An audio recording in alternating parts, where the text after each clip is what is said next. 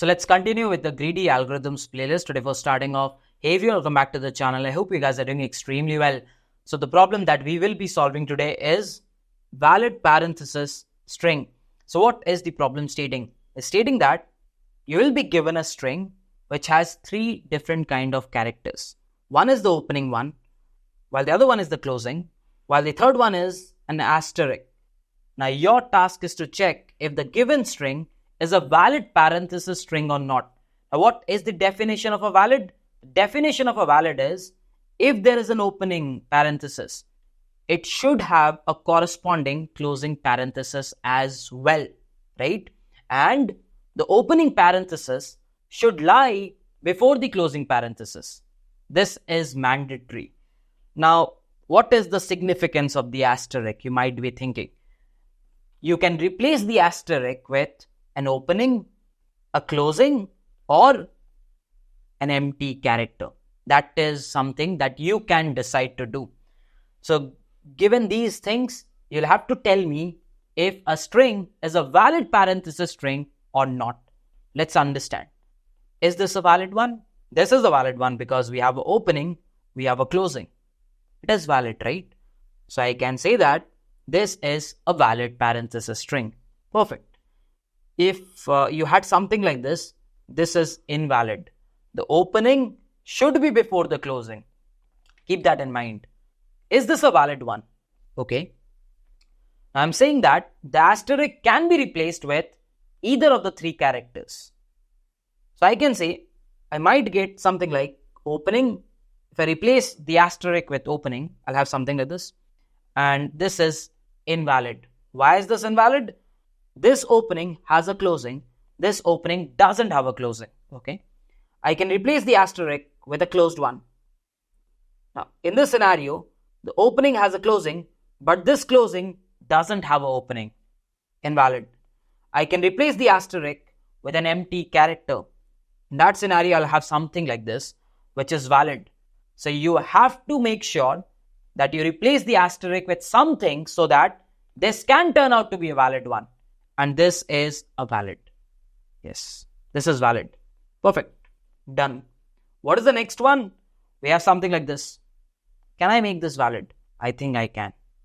If I put an opening over here, what will happen is, it'll be like opening, opening, closing, closing.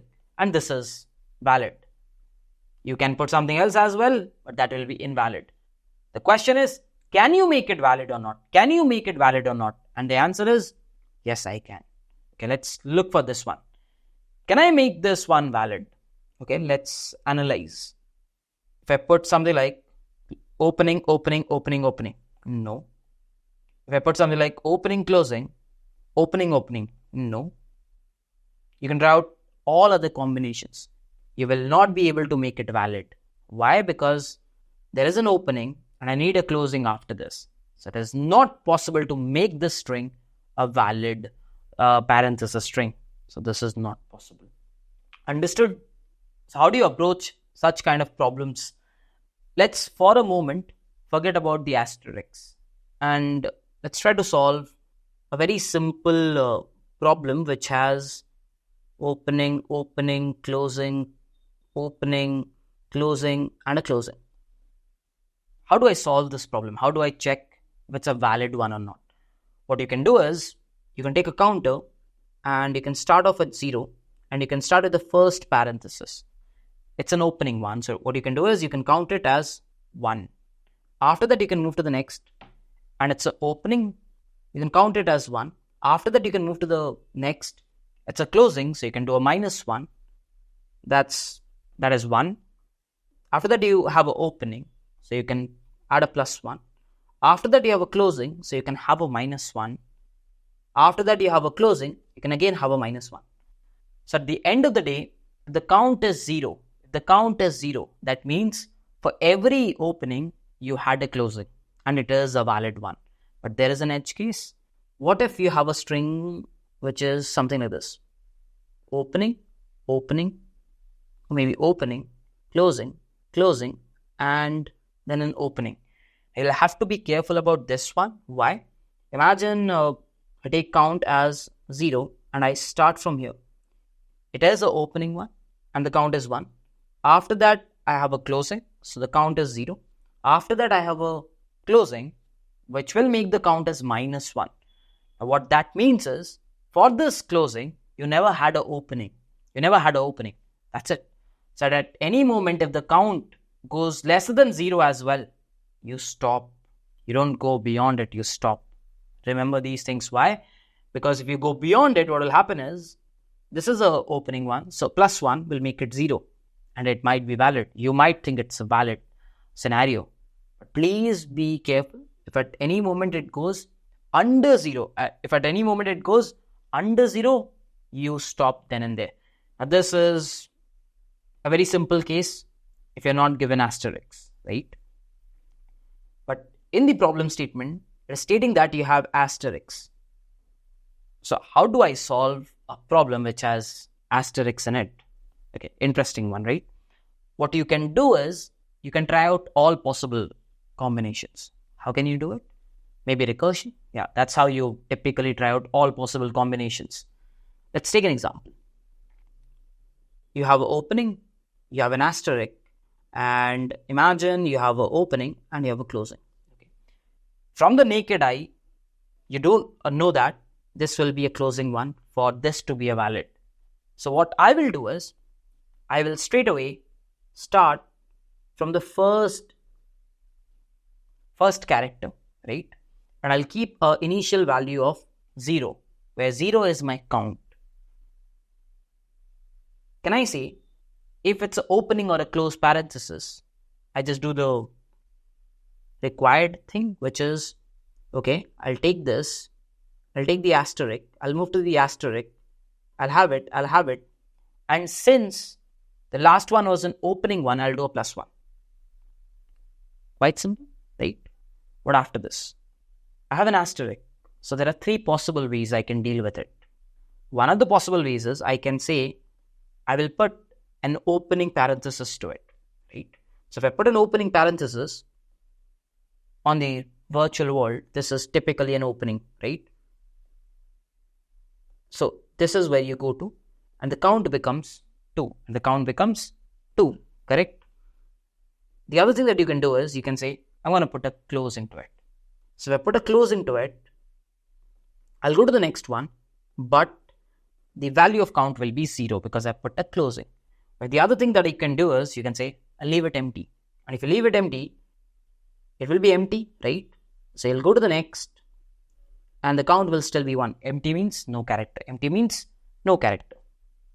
My bad. Empty means, yeah, done. Count still stays the same. And again, you can go in the other directions. You can try out this. So when you try out this, it's an opening. So what happens is, you go to the next and the count is 3, correct? And you can again go on, and this will be finished. And the count will be 4. When you finish traversing, the count will be 4. Hence, it is invalid. So you can return false. So you will be returning false, false, false. So this particular branch gave you false. Now you can go ahead for this branch. So when you go ahead for this branch, it has an opening. So what will happen is, you'll go to the next, and since it has an opening, that will be 1. That will be 1. After this, you have a closing. So you can go ahead and say, I have a closing, so I'll take it, and that will be 0. Now you're done, right? So you can return a true. You can return a true. And you can return a true. So if you got a true, there's no need to check out the other places. You can go and do it. But what you care is, if you get 1 true, that is what matters. And you can straight away return true, and this will be returning true. That's going to be the simple. That is going to be the simple trying out of all combinations, right? Very simple recursion, that is it, right? Can I write the code? Maybe I can. You know one thing? You'll have a function. The function will have a string. It will have an index because you start with the 0th index, and it will have a count. We know one thing for sure. If at any moment the count reduces to 0, like goes lesser than 0, I will be returning a false. It's not possible. The classic cases, the classic cases when we solved, right? If the count goes lesser than 0, we return false. What about the other cases? Okay, so there's going to be one more base case. What if I'm done? If I'm done, the count has to be 0 at the end of the day for it to be a valid one. So I'll say return, if the count is equal to 0, then only I'll be returning a true. Otherwise, I'll not be returning a true. Okay, and if that is not the case, we check, hey, if S of index, is that an opening parenthesis? If it is an opening parenthesis, I know one thing. I don't need to do anything. I don't need to try much. I will return function S. We can go to the next index and we can increase the count by +1 because it's an opening parenthesis. Okay. Or else I can say if S of index is equal to and closing parenthesis. That's the other one. And I can say, don't do much. You can go ahead and say return S, index +1 and a count -1. That is pretty simple. Right? That is what you will be doing. If not, then what? It is an asterisk. And if it is an asterisk, there are 3 possible combos. What are the 3 possible combos? One is going to be S, index +1, count +1. I say that it's an opening parenthesis. Or I can say that, hey, it's a closing one. I'll put a closing over there. S, index +1, counter -1. Or I can say, I'm not going to put anything, and that is going to be F, S, index +1. I'm not going to do anything. Right? And can I say, if either of these 3 are true, I'm going to return that. And if all of them are false, what will happen is this will get a false, this will get a false, and this will also get a false. That's it. That's the typical recursive nature of the code. And you're done and dusted. Yes, you're done and dusted. This is the brute force. That is trying out all possible scenarios. If I ask you, hey, what is going to be the time complexity? If you have to determine the time complexity of a recursive code, you'll have to see what are the number of branches you're forming. And we see that at the worst possible scenario, if it is an asterisk, I end up forming 3 branches. So there are 3 branches. Whenever there are 3 branches, it means it will be a time complexity of 3 to the power n. 3 to the power n. Got it? And what about the space complexity? There will be an auxiliary stack space. If you have seen my recursion playlist, there will be an auxiliary stack space. And the stack space will be nothing but, because you're moving from here, then to here, then to here, then to here. So at the worst possible case, if you see, this is at the 0th index, and the 1st, and the 2nd, and the 3rd. Big of n, yes, that is the length of the tree that you'll have. Are we using anything else? No. And this will be the brute force. And it is exponential in nature. Alright? Obviously, we can optimize it, and the optimal way is to use memoization. We can use dynamic programming. In case you have seen my dynamic programming playlist, you know how to do it. It is on index. So there is an index and there is a count which is variable. In case you haven't seen it, please go back and watch it. You know how to memorize this. There are 2 variable things. One is index, one is count. I know index can be from 0 till n. I know the count can be from 0 to n. Correct? So what I can do is, I can go ahead and take a dp of n, n, and I can memorize this. You can convert this into a dp solution, and the time complexity. I'll not be converting this into dp because under my assumption, you haven't done dp yet. If you have seen my dp playlist, you can do it yourself. I don't need to teach. Time complexity, if you apply dynamic programming, which is memoization, will turn out to be a bgo of n square, and the space complexity will be bgo of n square, where it will be memoized on index and count, right? You can further optimize it to tabulation and then to space optimization, but I'll not be going in that direction because it's not a DP lecture. So even after optimizing it with dynamic programming, The time complexity is big O of n square and the space complexity is big O of n square. And the interviewer will not be happy with this. So if he's asking you to optimize n square, that means he's asking you to go towards the direction of big O of n. Okay. So if you remember, when we took a very simple example, we checked it with a count variable, where for an opening we added a 1, for a closing we subtracted a 1, right? That is something that we did. Maybe we can follow that similar path, but there is a problem. The problem is, whenever there is an asterisk, we know there can be 3 possible scenarios. It can be a closing parenthesis which will trigger -1. It can be an empty which will trigger a +0. It can be an opening parenthesis which will trigger a +1, right? So if I take a very simple count equal to 0 and I start with this one, this is an opening, so that's going to be a +1. And then when I go to this one, it's a closing, that will take it to 0. But then when I go to an asterisk, that means it can go to -1, it can go to 0, it can go to 1. There can be 3 possible scenarios, right?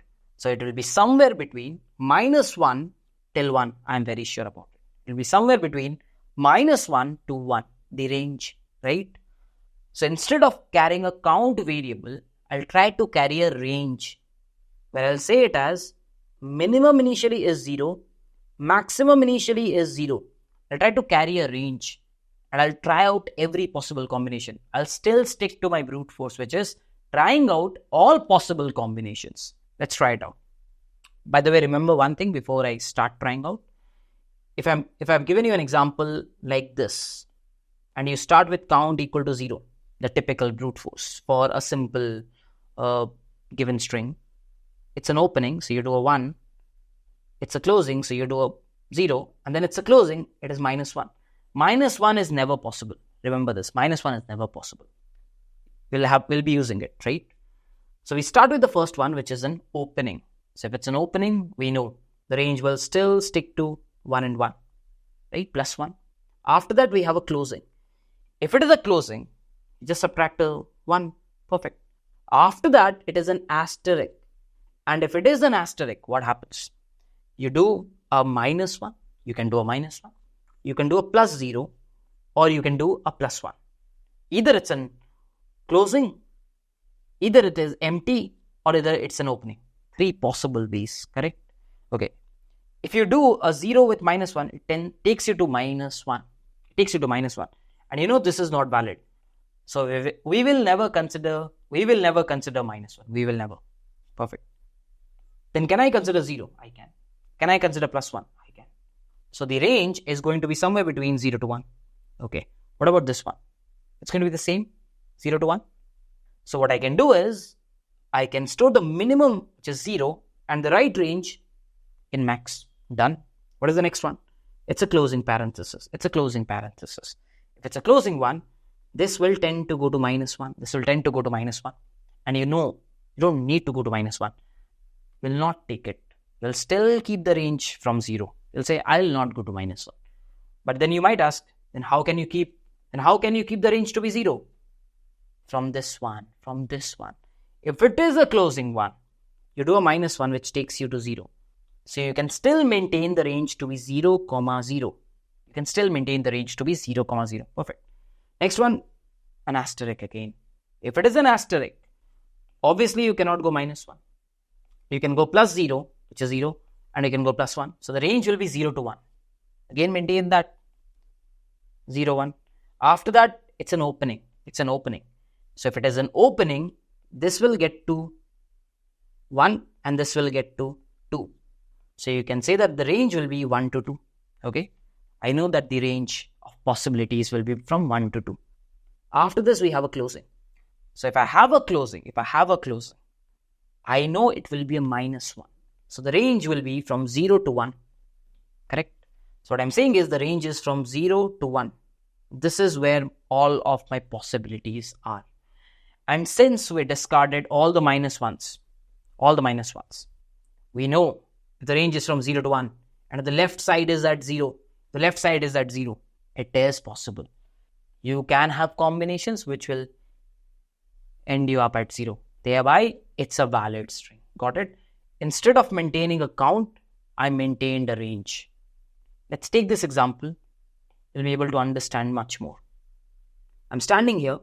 I'll again take a minimum to be 0 and a maximum to be 0. I'm maintaining a range of answers. Initially, it is 0. It's an opening parenthesis, so the range will be 1 and 1. Perfect. After that, it's a closing. Sorry, it's an asterisk. If it is an asterisk, you can do a -1, which will take it to 0. You can do a +0, which will keep it at 1. You can do a +1, which will keep it to 2. So the answer can be from 0 to 2. So what you'll do is 0 till 2. The answer can be from 0 to 2. Perfect. Next, it's an asterisk again. If it is an asterisk, what will happen is you can take the 0, do a -1, -1. You can keep it 0 or you can do a 1. So -1, 0, 1. Correct? And for 2, what you can do is a -1, 1. You can keep it as 2 or you can keep it as 3. So the range that you see, -1 is not allowed. So the range is 0 is possible, 1 is possible, 1 is possible, 2 is possible, 3 is possible. So the range boils down to 0 till 3. All of these things are possible. 0 to 3, all of these things are possible. Okay, after this, you have an opening. The moment you have an opening, it's 1 and a 4. So at the end of the day, you have a range from 1 to 4. You can achieve everything, but you cannot achieve 0 because the left is not at 0. So this is an invalid one. Understood? So time to write down the pseudocode. Again, you can find your language specific code given below. So I'll have a function which is going to return a boolean. We'll be given a string s. Okay. What do I need? I need a min, the range of min. I need a max. So maybe max can be stored as 0. I need to traverse in the string. So you can go from 0 to n, where n is the size of the string. But the first thing that you'll do, if it is an open parenthesis, you know one thing, if it is, maybe just let's try to think in other directions. What am I trying to do? If it is an opening, which is meaning s of I, are you opening parenthesis? If you are, I don't care. It will be minimum equal to minimum plus 1, maximum equal to max plus 1. If you are opening, I don't care anything else, okay? But what if you are a closing? In this scenario, again, I don't care. Minimum will be minimum minus 1. Max will be max plus 1. Pretty understandable, right? What is the other case? Can I say that the other case is when it is an asterisk? When it is an asterisk, the minimum can reduce to minimum minus 1. Why? Because with a value like 2, you can make it 1, you can make it 0. With a value like 2, you can make it 1, you can keep it as 2, or you can make it 3. So I'm very sure that the minimum will go one step down. What about maximum? With a value like 4, you can make it 3, you can keep it 4, you can keep it 5. You can make it 5. So the maximum goes one step up. Okay. So I know max can go as max plus 1 on the else. Perfect. So after you have modified the values of min and max, what you can do is you can simply check, hey, if at any moment min goes lesser than 0, please make sure you discard it and you keep the range from 0 itself. Because if it goes to minus 1, I don't care. I'll keep the range from 0 because that is the valid one. But you'll have to keep one edge condition in your brains. What if your string starts with something like this? If it starts with something like this, minimum is 0, max is 0. What will happen is, because it is a closing, minimum goes to minus 1 and the max goes to minus 1, right? And it is not trying out all possible scenarios. It definitely the range goes down. If the max goes down, that means there is no range on the positive side. Over here, you're comparing min because you know that the max is a positive value. So you're just trimming the range you're trimming down the range from the left. So please make sure if at any moment there is nothing on the positive side. There is nothing on the positive side when I am talking about range. You're straight away going to return false. This is not possible. There has to be something. When I'm talking about a range, even if there is something negative, I can take it off. But there has to be something positive. Right? Done. The for loop can finish. When the for loop completes, I'll be returning, hey, If the minimum is, if the left is 0, it is possible, else it is not possible. And the function can end. That's it, yeah. Super simple. I converted a recursive solution, like trying out all possible ways, into a linear solution by by 2 variables. That is by keeping a range, right? So the time complexity is big O of n and the space complexity is big O of 1. It is very important if this question comes up in an interview, you say the recursive way, because that is where you say that you're thinking of trying all possible ways and then you optimize that all possible ways recursion to 2 variable thing. Got it? Perfect. This will wait for this one. So if you're still now watching, I hope you've understood everything. And if that is the case, please do consider giving us a like. And if you're new to our channel, do consider subscribing to us as well. With this, I'll be wrapping up this video. Let's finish up. Whenever your heart is broken.